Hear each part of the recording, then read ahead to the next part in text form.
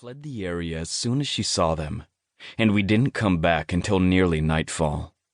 When we returned, the pack had destroyed much of the food we had stored for the winter, the meat from our recent hunt, and had killed 2 of the men who tried to keep them away from the rest of the tribe.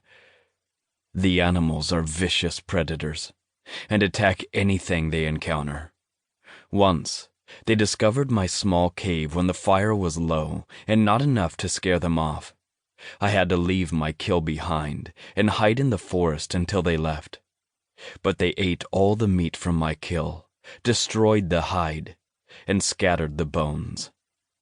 I hold my breath, hoping they won't notice me or my cave.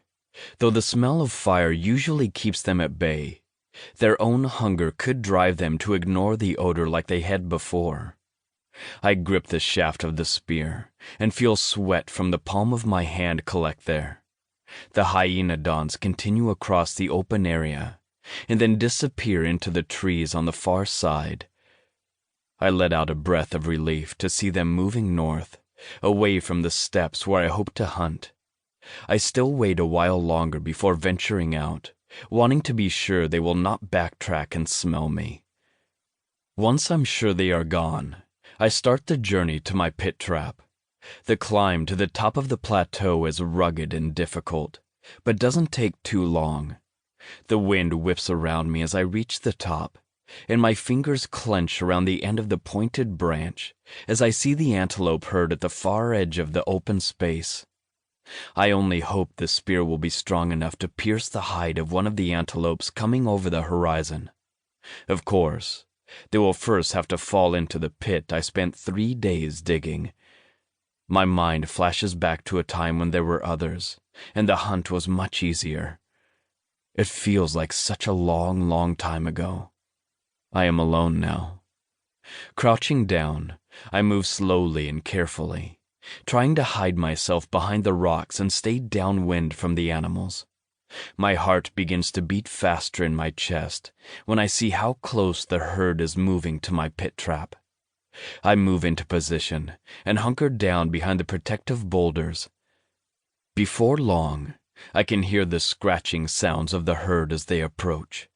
I duck a little lower behind the boulder where I hide, tense and anxious. My stomach has long since stopped growling, but the hunger is still there, reflected in the weakness of my body. In the back of my head, I know that failure this time means death. It has been too long since I have eaten. I am quickly losing my strength, and once that is gone, I will not survive much longer. The dry air whistles around me and blows the grasses of the steppes back and forth. I tense as the herd passes me slowly, trying to hold in my breath so as not to alert them to my presence. If they are frightened too soon, they may not run in the right direction. I time myself as perfectly as I can, and jumping out from behind the rock, I run. My throat aches as I scream and wave my arms at the beasts. Startled, they all begin to flee from the sound of my screams. I chase after them, taking in air quickly so I can yell at them again as I circle around the back end of the herd and try to force them a little closer to the cliffs. Their hooves pound the dry grass as they run, many of them swerving away from the hole I have dug even though I have covered it with long, thin twigs and leaves to hide it. I cry out, but in frustration this time. I race around to the right, hoping to at least push 1 or 2 toward my goal. They aren't going in the right direction, and I feel a sob of desperation lodge in my throat. Just when it seems I will spend another night hungry, one of them tears away from the rest of its herd and scampers toward the hole. A second later, it disappears with a bleat. I breathe a sigh of relief and almost drop to my knees. Nauseated and dizzy from the exertion, I half stumble, half jog to the side of the pit.